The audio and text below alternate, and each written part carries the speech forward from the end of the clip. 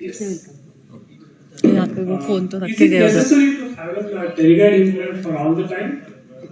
Is it necessary? No, it is not. In full mark cases, if you are rehabilitating full marks, is it necessary to have a pterygoid implant all the time? No, it is not. If you have a palatal bone, if you have a good bone in the 6 and 7 region, if you can engage with the rough surface implant and if you can engage the good bone with the good basal bone, the good cortical in the 6 and 7 regions. So for example, say 6 and 7 regions, you have a palatal bone, right? And the maxillary sinus septa and the buccal and lingual cortical go for the pterygoids, always. And if you can engage the maxillary, posterior wall of the maxillary sinus, then no need of going for the pterygoids, right? So, why we need pterygoids? So, the thing is, we need pterygoids when there is a sinus invasion, when we can't put legs of the polygon table within the 6 and 7 region. Then you need pterygoid implants, right? So the posterior most part of the tuberosity behind the pterygoid fusion zone is, and to avoid the cantilevers, to avoid the instability of the processes because supporting polygon is not there. To complete the supporting polygon, to complete the legs of the table, we need pterygoid implants, right? Fine. Hope you all know this.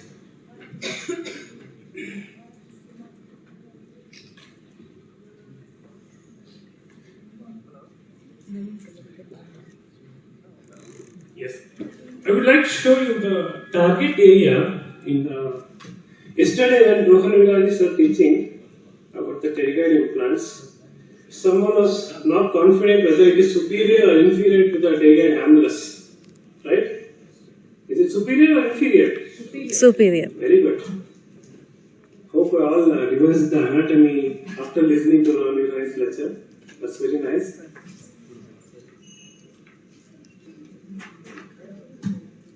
Right. Over here, we have 3D.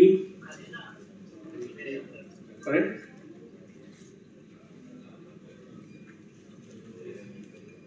Could someone tell me where is the pterygoid hamulus over here? This is the pterygoid hamulus, right?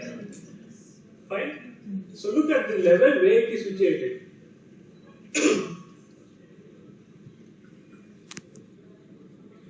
This is the pterygoid hamulus, the black hand. I'll zoom out. So our fusion zone, our target area is in between these two plates. Our target area is not the pterygoid hamulus. Okay, medial pterygoid plate, lateral pterygoid plate. This is our target area. Got my point? So medial pterygoid plate, there is a hamulus. It is far beyond. You don't feel any bony protuberance or bony thing above that. I mean posterior to that. Fine. So this is the fusion zone we have to engage. Got my point?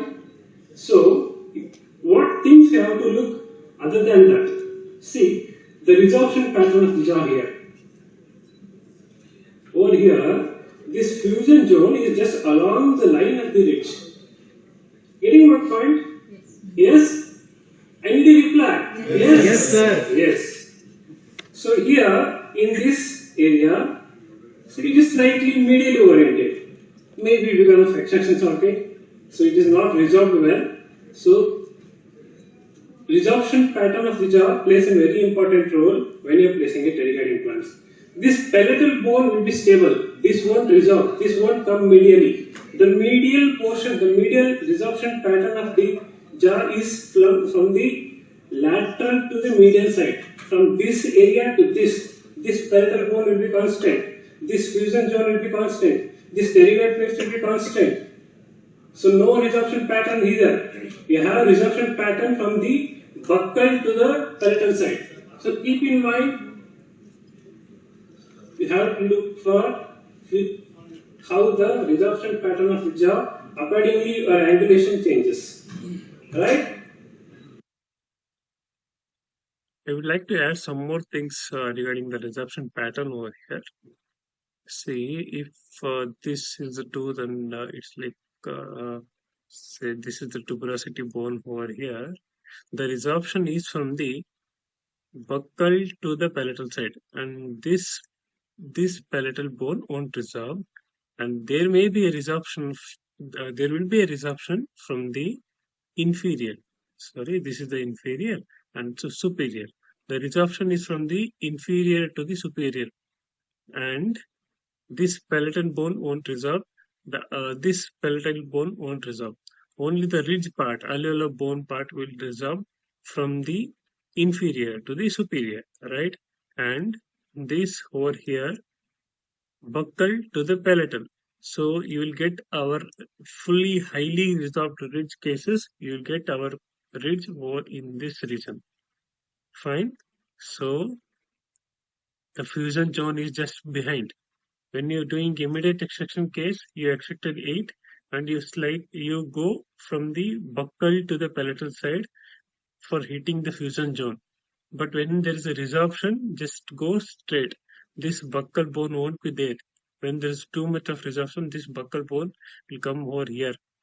This will be your buccal sulcus area. So that is why the fusion zone is just behind it. Understand the resorption pattern, how it is going. So which bone is resorbing and which bone is not resorbing, then you will get an idea how to engage the pterygoid. Now, hope you all know this is the pterygoid hamulus over here. So this is the lateral pterygoid plate. Anterior to that, you have a palatal bone, right? So palatine bone is different. Hard palate is different. When you say palatine bone, you may consider that as a palate, hard palate.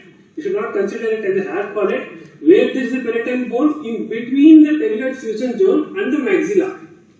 Between the pterygoid fusion zone and the maxilla, you have a palatine bone. Between the pterygoid fusion zone and between the maxilla, there is a palatine bone. So we will have a look in the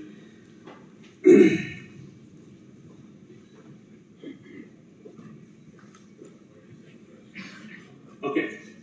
So correlate the things with the skeletal anatomy and inside the mouth. Can you see over there the pterygoid hamulus? Pterygoid hamulus. This is prominent, but you feel like this. But this is the pterygoid hamulus. Sometimes you don't feel it. Sometimes you feel. Oh God. Hemular notch hai. Either hemular notch hai, either tuberosity hai. It's all like whole thing. It's all the whole breath is collapsed. In the same line, you don't feel anything. So look for the resorption pattern. Look for the pterygoid hamulus. If you don't feel, look for the resorption pattern of the jaw. I'll show you some clinical scenarios where you can appreciate there is no hamular notch, there is no tuberosity, there is no medial pterygoid hamulus. Such situations, how to handle them? I'll come to that. So anterior to that, to the fusion zone, anterior to the fusion zone, we have palatine bone. So in the palatine bone, I have put up the video. You can have a look there.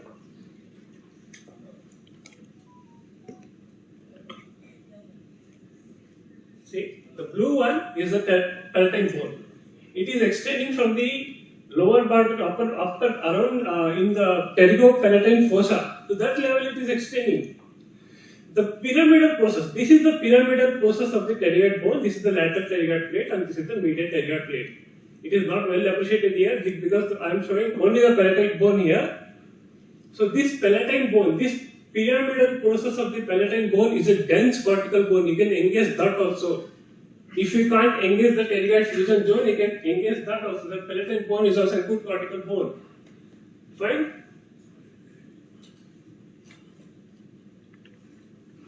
Three में अच्छा लग रहा है कि नहीं? बहुत अच्छा लग रहा है sir. What do you encounter when you going from the tuberosity to the fusion zone? What do you encounter? Greater palatine nerves and lesser palatine nerves and arteries, right? This is the tuberosity, lateral pterygoid plate. Sorry, medial pterygoid plate. This is the pterygoid hamulus somewhere here, and this is the yellow one is the greater palatine nerve, and the blue ones are the lesser palatine nerves. So what may you encounter while you are going? These are slightly medially oriented. You may hit those nerves, you may hit those arteries, you may get the bleeding. Don't worry, just put your implant, bleeding will stop. If you are hitting the nerve, no, nothing to worry, just slight correction will be there, but it will recover. Getting my point? This is the palatine bone. Can you see it? This is hard. This is the pyramidal process of the palatine bone where we can engage our implants with the the palatine bone is also can be engaged. Right? See, this is the trigeminal ganglion, and from there, which is this ganglion, pterygopalatine ganglion. The fossa which is here is the pterygopalatine fossa. This fusion zone is 13 to 14 mm. As Ron said yesterday, this is up to 13 to 14 mm. This won't resolve. Even tuberosity bone may resolve, but this bone will be there. This fusion zone will be there. So when you have too much of resorption, you just need to just go in and enter. That's it. No need to pass more way. When it is too much resorption, it is very easy to do pterygoid implants. When there is too much of resorption of the maxilla, it's very easy.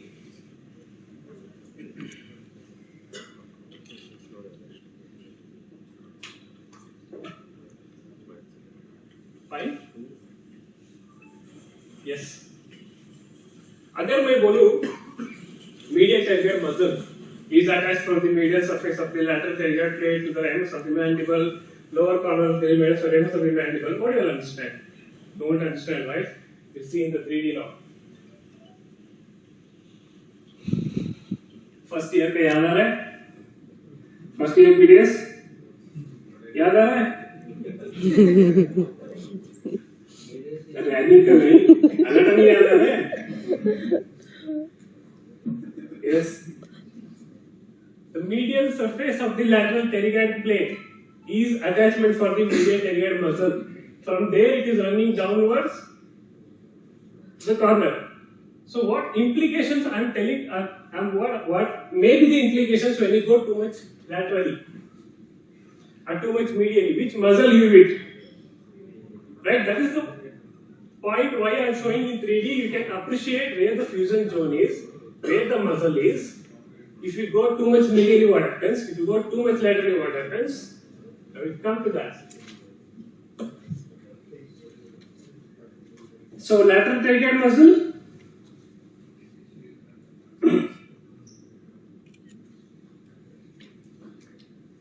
from the lateral surface of the lateral pterygoid plate to the condylar process and neck of the mandible. Right? If you go too much laterally, what do you hit? Tell me. Lateral pterygoid muscle. Difficult in opening mouth. Fine. If you hit the medial pterygoid muscle, nothing to worry. It will fibrose, as Ron sir said. But lateral pterygoid plate, lateral pterygoid muscles are very important. Please don't go too much lateral. Patient will feel pain while opening and closing the mouth.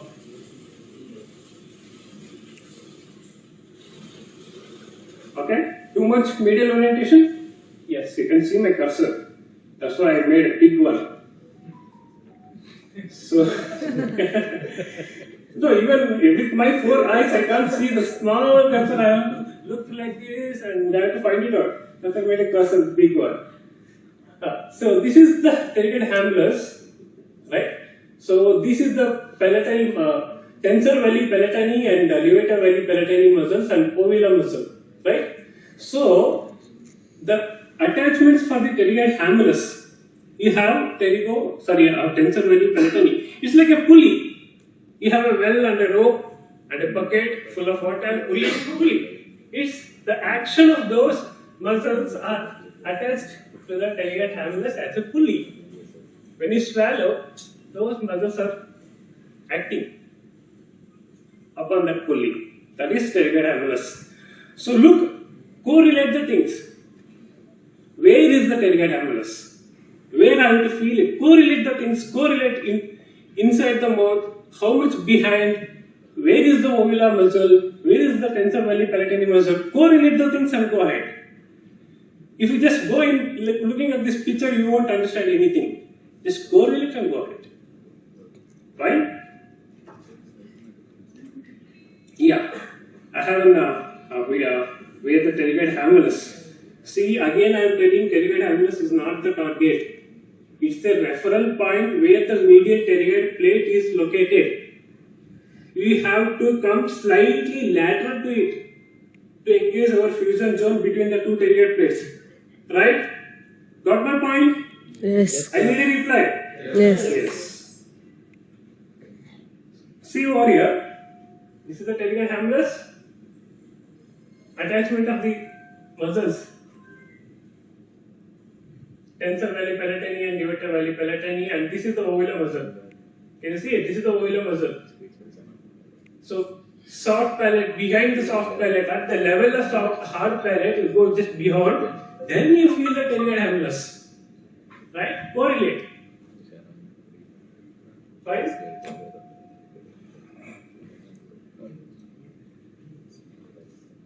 Now, too much laterally, you have infratemporal fossa and pterygoid venous plexus. Pterygoid venous plexus. You are doing a pterygoid implant and you just get a bleeding. अरे बाप रे मैं क्या कर दिया? मैं pterygoid venous plexus को देंगे? No. The pterygoid venous plexus are too much laterally positioned. I will have the video of pterygoid venous plexus in 3D.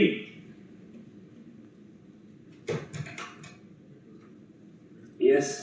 See the where the fusion zone and where the pterygoid venous plexus are. It's too much lateral, no? You hit the lateral pterygoid muscle, then you will hit the pterygoid venous plexus. Right? Yes.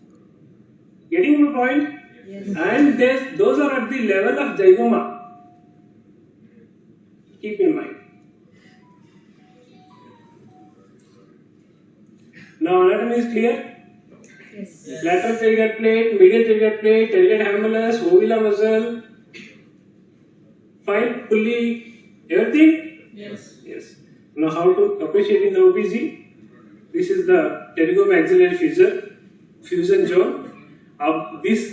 From here to here, it's about 20 to 30 mm. Our drills are not going to touch the maxillary artery, which is at the level of zygoma, so no need to worry. Fine? Now superiorly we have pterygomaxillary fissure. Fissure is the door. Inside it, pterygopalatine fossa. Fissure is the window. Inside it, there is a pterygopalatine fossa, and inside it, you have a maxillary artery. At the level of that, you have at the level of zygoma, you have a maxillary artery. Fine?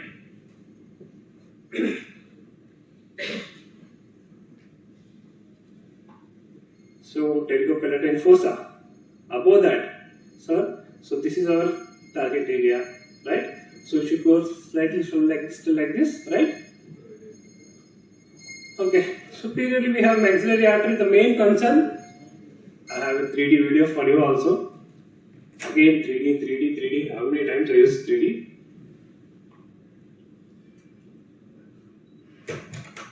Yes, between the two heads of the lateral pterygoid muscles, there is a maxillary artery running. Getting my point? Yes. So, where is our fusion zone? It's over here. It's over here. And maxillary artery is over here. Oh my god, so much of length. Right?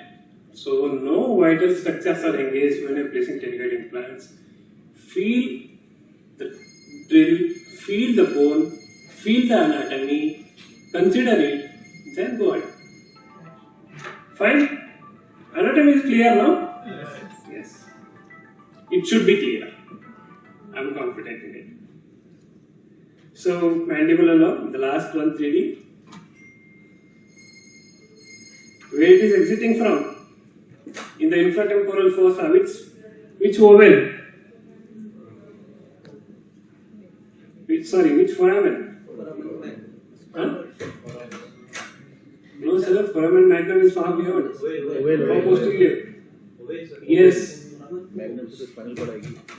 Foramen oval and spinal. Great, yeah. To remember the anatomy of oval magnum.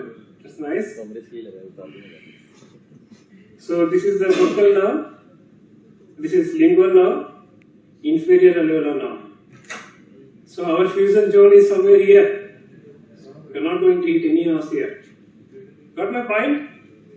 Yes? Yes, sir. Big yes? Yes. Very good.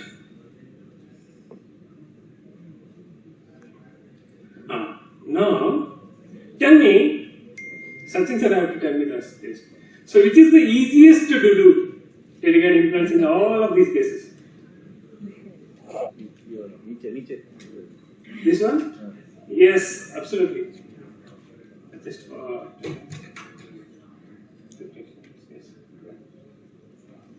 so, fusion zone is slightly medially oriented and it's along the ridge here. It's very easy to do, right? In this. Yes.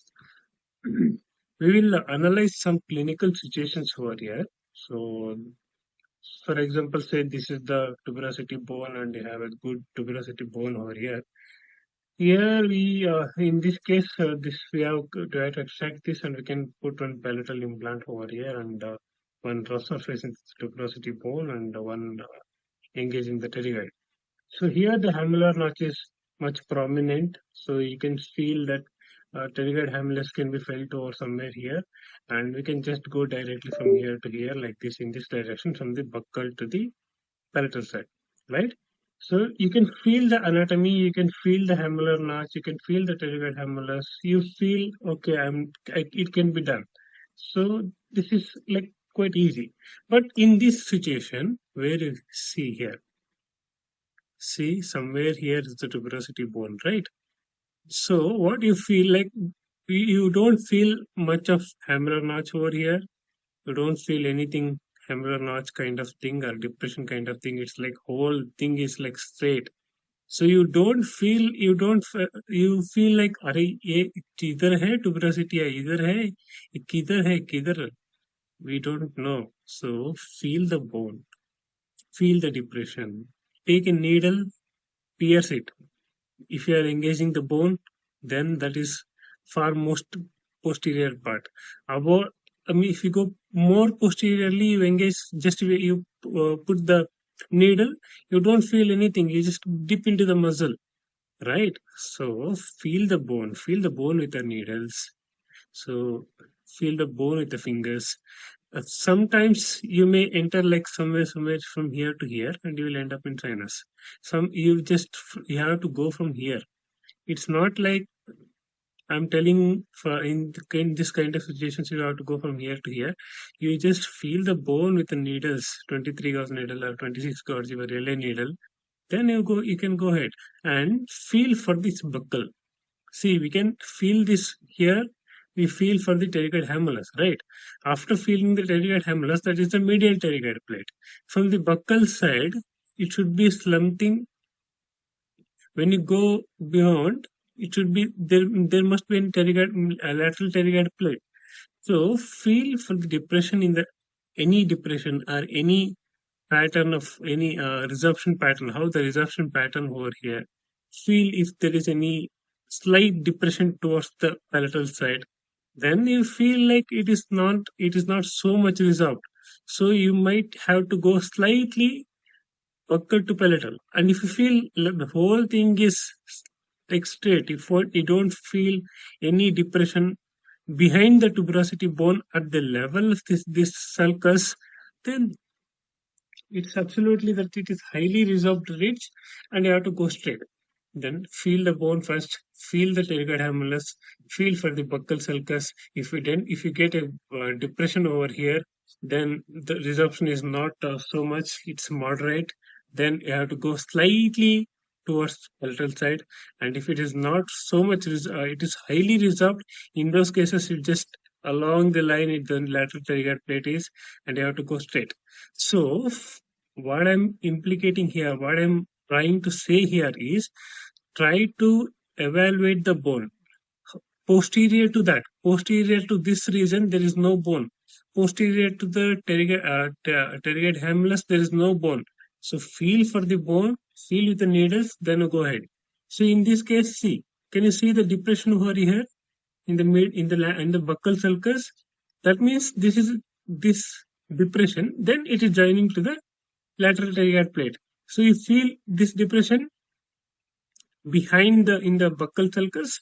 So that means it is not a highly resolved case. It is a moderate or non-resolved case. Then you have to go slightly palatal. Here you feel for the depression again. It's like not much of depression. It is like more resorption. Then you don't feel much of depression over behind the tuberosity bone at the buccal sulcus, right? Getting my point? Yes. Then over here, see the depression over here, not the hamular notch. Hamular notch is over, fine. But when you go in the sulcus, you feel this depression. Then it is joining to the lateral pterygoid plate. They have to go too much medial, too much towards the palate, fine. And in this case, see, this is you can't feel any depression. You can't feel any. It's like straight. If just you try to palpate with your probe or something, so they try to palpate with the handle of the mirror. So you just don't feel any depression. Just straight. Then go straight. So along the ridge, fine. So pterygoid hamulus in these cases, in these kind of cases, you don't feel pterygoid hamulus. You difficult to find, difficult to correlate, difficult to palpate. In those cases, see the resorption, how it is going, how the resorption is, from where. Yes. What I was trying to say is, see this after this buccal sulcus, you get a just dip into the hamular notch, na? So this is like if you get so much of dip, so much of hamular notch sulcus, and if you feel for the buccal bone, and you just get a dip here like this, then you have a good amount of bone. So you have to go too much palatally from the buccal to palatally, buccal to palatal, right? So now right here in this moderately is the bridge. If you don't feel for the pterygoid hamulus, if you're not well enough, or if you can't correlate, if you can do this also. So feel in the buccal sulcus, ask the patient to close the mouth slightly and feel it, and then you will get a slight depression. Then slight depression and not much prominent. Then your angulation again slightly towards the buccal side, right? Now here, you don't feel any depression. It's all straight. You can't go posterior most border of the lateral pterygoid muscle, lateral pterygoid plate. But when you feel it, you can't feel any depression in the buccal sulcus. It's all like straight thing. Then your angulation is on the upon the ridge. Hope you got this point. So correlate with the resorption pattern, correlate with the buccal sulcus also, and then go ahead. Thank you. Resorption pattern. So here you can engage slightly buccally. So I have to hurry up. I am running out of time. So when you have a good amount of bone, distal to mesial, from the buccal to palatal side, like this. When it is on the, if it is not so much at all moderately resolved, like this, and when it is severely resolved, straight.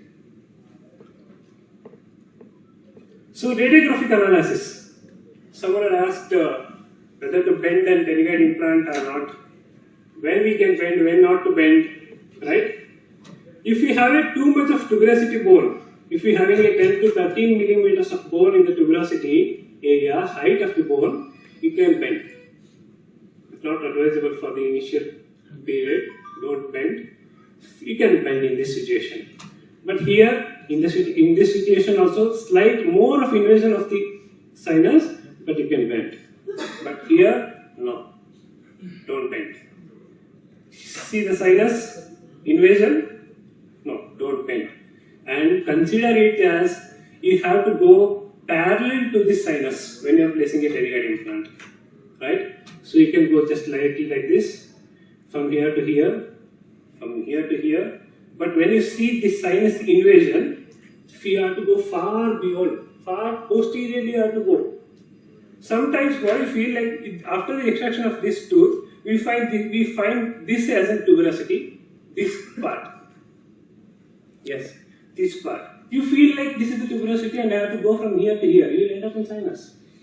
So radiographic analysis, take a drill, put it, take a 23 gauge needle, you feel the anatomy, feel the bone, then go ahead.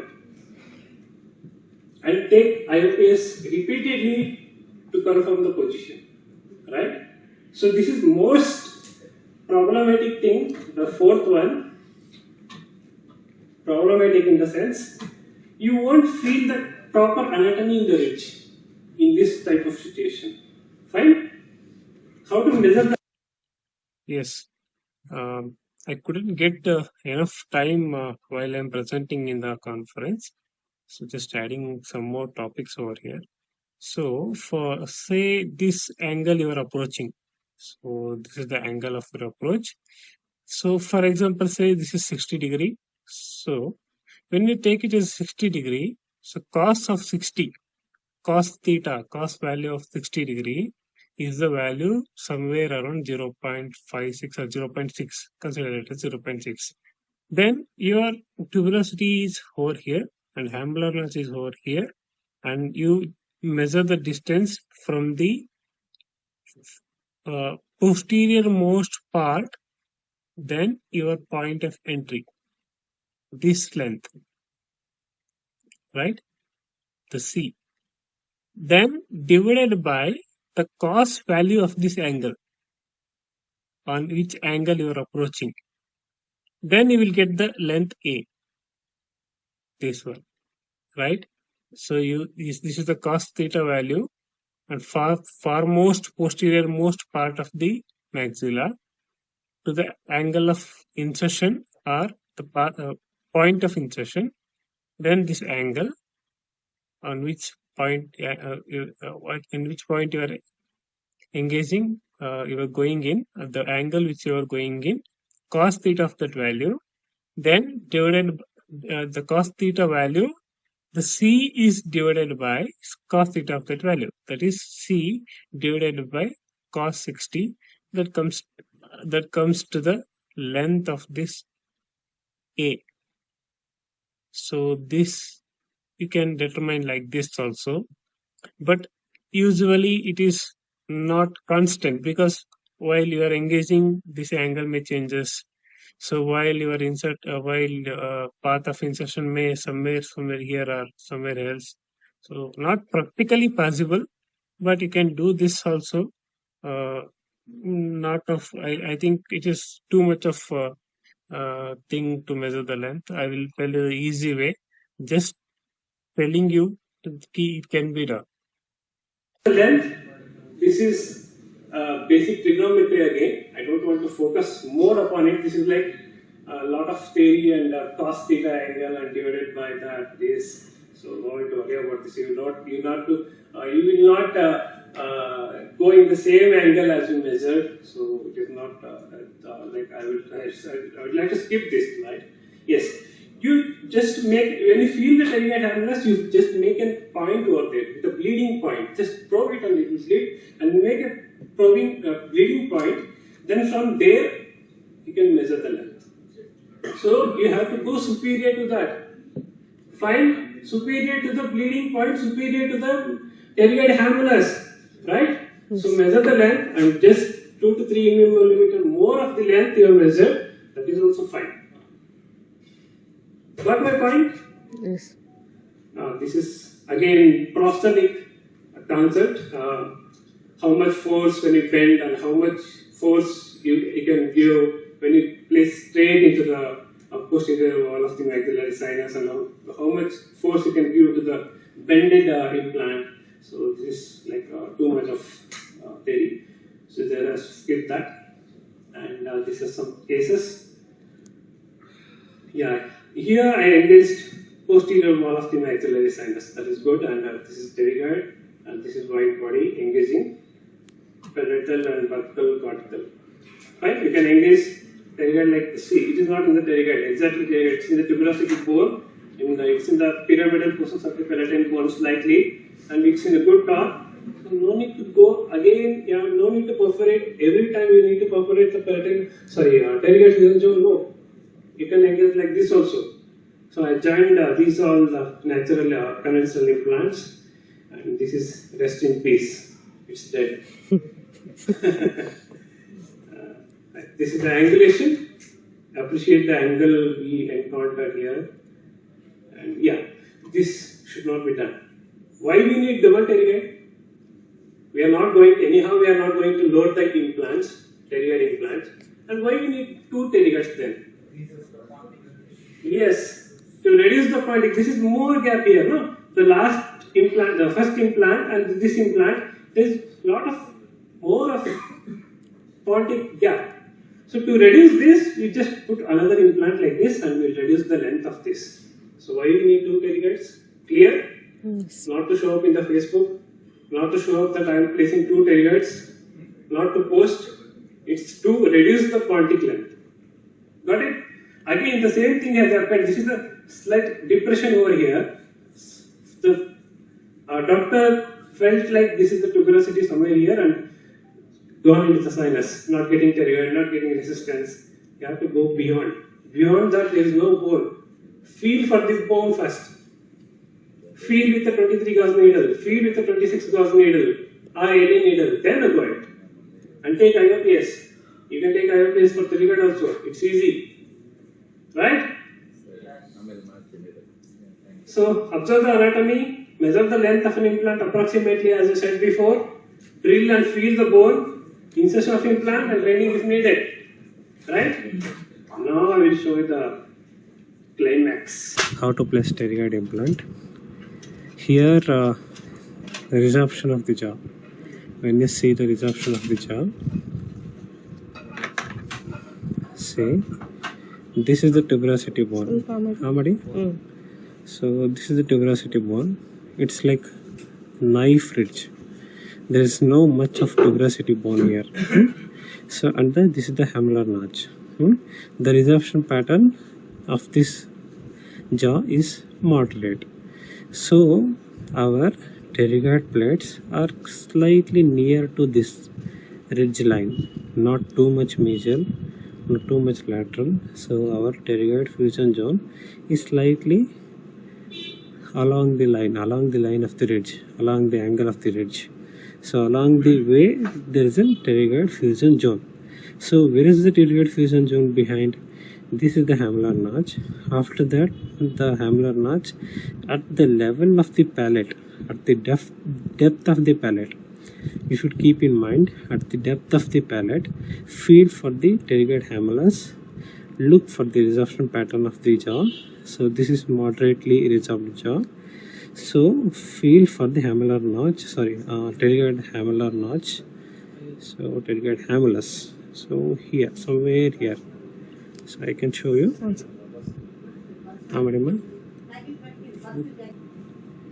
So when I feel for the pterygoid hamulus, it's almost here.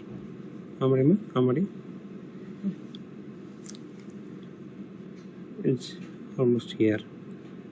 This is the pterygoid hamulus. So pterygoid hamulus is here. Your jaw is just beside of it, not too much medially orientation because the resorption jaw. So along the way it is. So don't go too much medial, don't go too much lateral. Along the ridge, you just go in the angle like this, then you will hit the pterygoid fusion zone. So and the first point is that to feel for the pterygoid hamulus. If you don't feel the pterygoid hamulus, look for the resorption pattern of the maxilla, look for the pterygoid tuberosity, and look for the hamular notch. See, hamular notch is so not so much prominent here. Hamular notch is nothing but the depression. This depression is not so prominent here. Not too much medial, not too much lateral, straight along the ridge.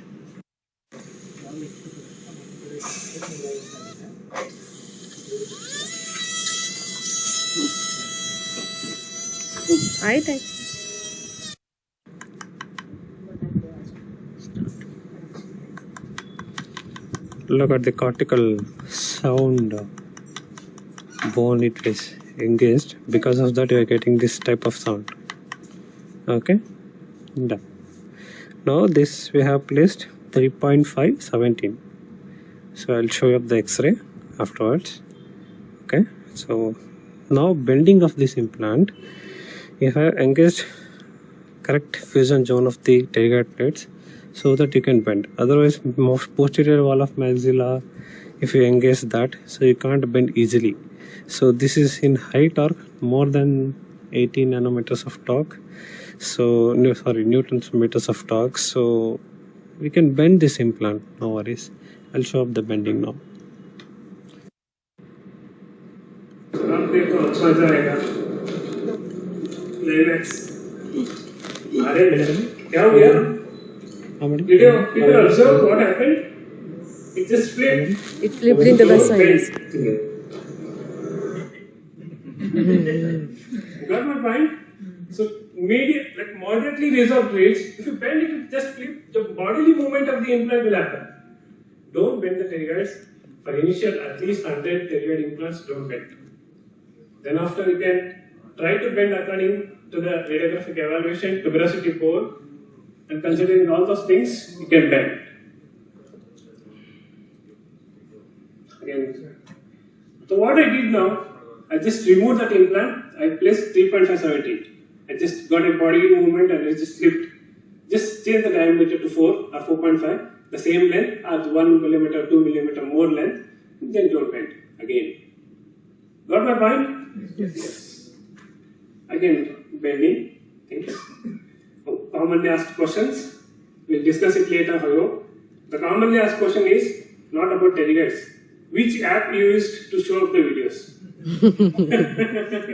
That is anatomy learning. You have to pay for that to have those muscle anatomy and all. Just 800 rupees, that's it. So, yeah, thank you so much. And thank you for